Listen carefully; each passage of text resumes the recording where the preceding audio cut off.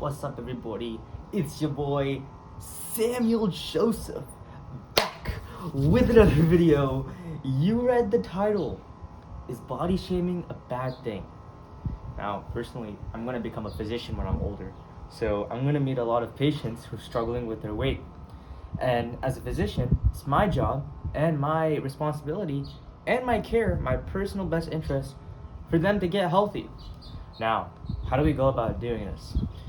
Society's way of dealing with overweight people is acceptance, kind of like a toxic acceptance.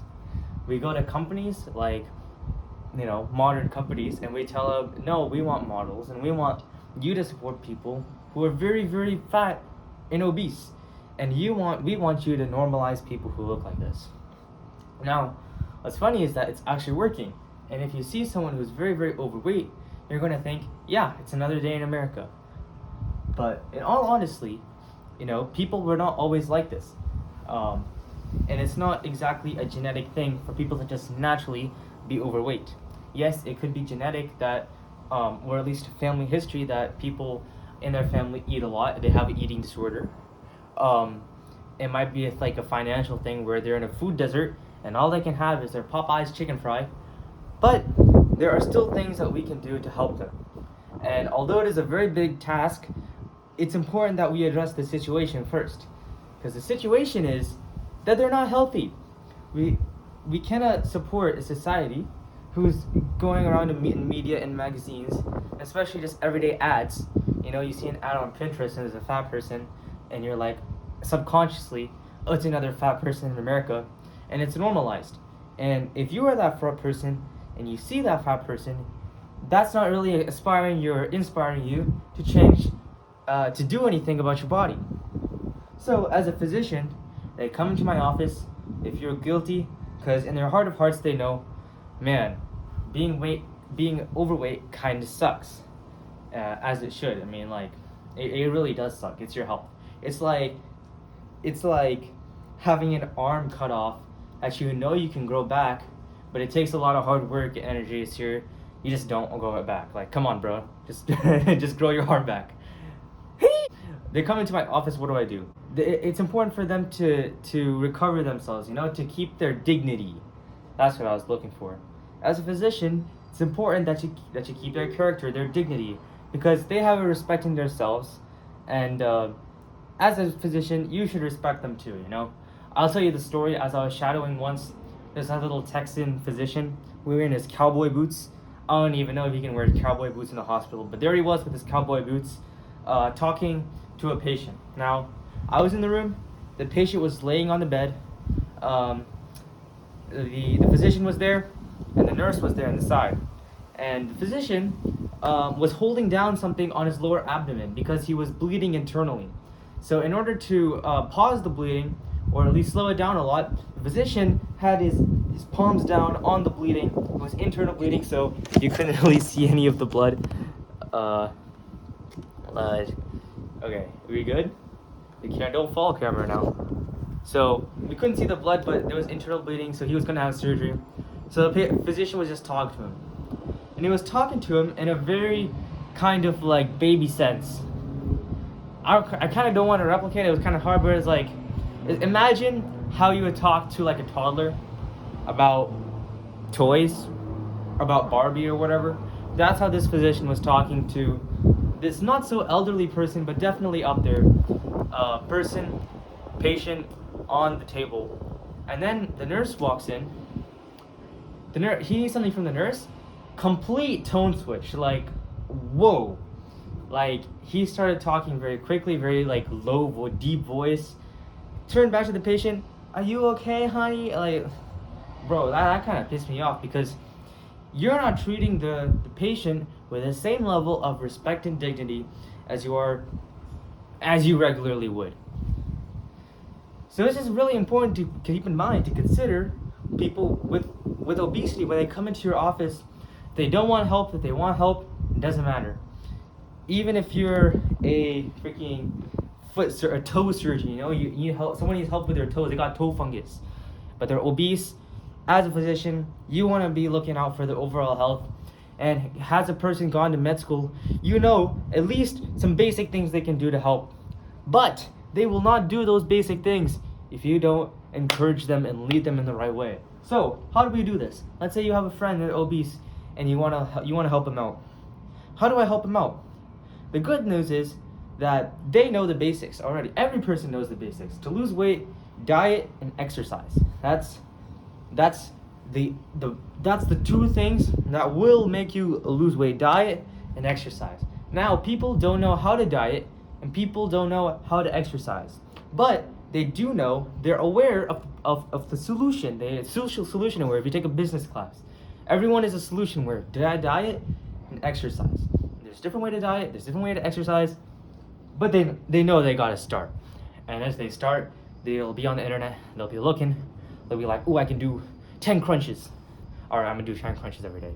But they're not gonna do 10 crunches if they don't start doing 10 crunches a day. Right? So how? How do we make them start? You gotta encourage them. There's so many doctors who look down on their patients and they'll just feel so terrible about themselves. It's like, imagine your friend has like a trash GPA. He gets C's on every test. And you talk down at him. You're like, oh, you stupid boy, like, stupid boy. Boy, come on, boy, you're bad at math. Well, imagine that person, you telling me they're bad at math. They're not gonna get better. They're not gonna get encouraged to actually start studying, because the problem with, if they're getting C's, they're not even like trying to study. They're just like not studying altogether. They're drawing 4 donuts on their homework because they're thinking about donuts. They're not studying. So you have to encourage them to study. This is the way it works with girls too. When you praise a woman, that's their love language for them to actually do the thing. For boys, it's different, their way to encourage them to do the thing is a challenge. Oh, I bet you can't do 10 push-ups faster than I can. Oh yeah, I'll prove you wrong. Let's go. 1, 2, I'll do explosive pull-ups. Well, the camera's stopped there, but you get the point. Women, if you tell them they can't do something, they won't do it. Oh, I bet this macaroni you made tastes really bad. Oh yeah, it does taste bad. You're right. I can't make macarons. I'm so bad at baking. You didn't actually mean it. But if it was a boy, they'd be like, no, I'll make a macaron tomorrow, and it'll be the best thing you ever tasted, boy. But with girls now. Now, the unfortunate reality about today's world is that if there's an obese man, there's most likely he is very, very feminine because of his habits and because of his mindset. But that's okay, because we reach them to where they're at. If we're a physician, we talk to them at their level. We do not bring in a bunch of medical jargon and put it in front of their face and make them feel stupid. Nah. You gotta make them feel respected, make them feel valued. This is the quality of a good doctor, and a doctor I would personally want to have as my physician. So, respect them and give them praise, give them encouragement. Tell them in a way that you believe in them, because they can. Diet and exercise is actually a very, very, very simple concept. Very easy to remember, diet and exercise. So let's say there's a juicy donut at the office table, and this guy's overweight, and he sees it. He's gonna remember diet and exercise. Oh, yeah, lose weight, diet, right? Maybe I should skip the donut milk. So he skips the donut milk. And that's how he starts. That's the beginning of his journey. And it's a very long and grueling journey. It's not easy. It's like trying to get on NoFap. It's hard. It's difficult.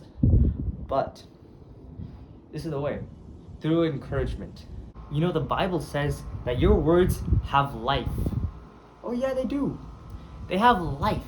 What you speak to someone or to yourself has life, and it can have an impact on what you're saying. Just like prophesying, the Bible says that anyone can prophesy. And what prophesying is encouragement. Now, Pastor Robert Morris said that if you break down the word encouragement, it's N and courage, right? So courage, you know what that means. To have that bravery, that fire to do it. To encourage is in. So you're putting courage in someone. Oh yeah. So when you have a person who's overweight and you want to encourage them, you want to prophesy over them, you want to speak life to them, the life that will impact them internally, personally, you are putting that courage in them and you're speaking life to them. And whether or not you like it or not, your words will have that impact on them because they'll remember that and they will see that. That will be in their life. Those beliefs will be chewing and chewing and chewing and chewing on them until it's reality, until they actually bring it to fruition. Oh yeah. What you think, the beliefs that you have about yourself will change you. It will affect you. That's good news.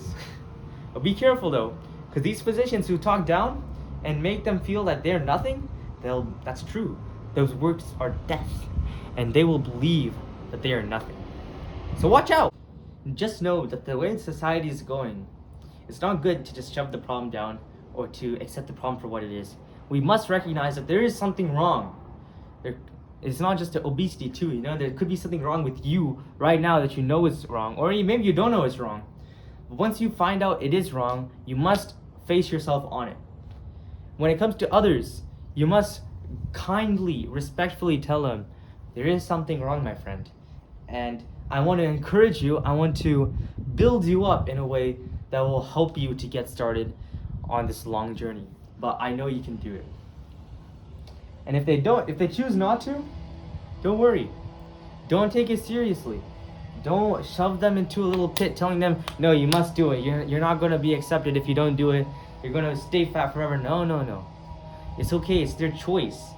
You can use psychological tricks, but the actual action of getting them to success is a very hard journey. And they can really only know what success is like after finishing it. But at that very beginning, at the very start, where it's most difficult to start, you have to just encourage them on and on. They know the benefits. You don't need to tell them the benefits all over and over again. You just tell them, skip. They know what to do. Just encourage them all you can. But maybe if they're in a food desert and they don't really have access to nutritional foods, or maybe they can't even afford nutritional foods, that's a very difficult situation. And their cholesterol is just going to get higher and higher, increase the rate of getting a heart attack, the chances of getting a heart attack. It's a very tough and difficult situation for this physician because you can't feed 50 people blueberries. You don't have that kind of time, money, or energy, and just even commitment too, because they're not your children. They're not your first priority in life, not even your second or third or 10th. So it's a very difficult situation, but there are small changes they can make. There's a amalgamation of micro refinements in their diet that they can do so that the diet they have 1 year from now can be 5% better than the diet they have right now. And if that's improvement, that's something worth celebrating. So that's how you would help an obese person. And I do think that any way the modern person approaches it, whether it's to suppress it and tell them it's bad, or to tell them it's okay and to accept it, I don't agree with any of them. We have to look toward the solution and encourage them toward success. Bye.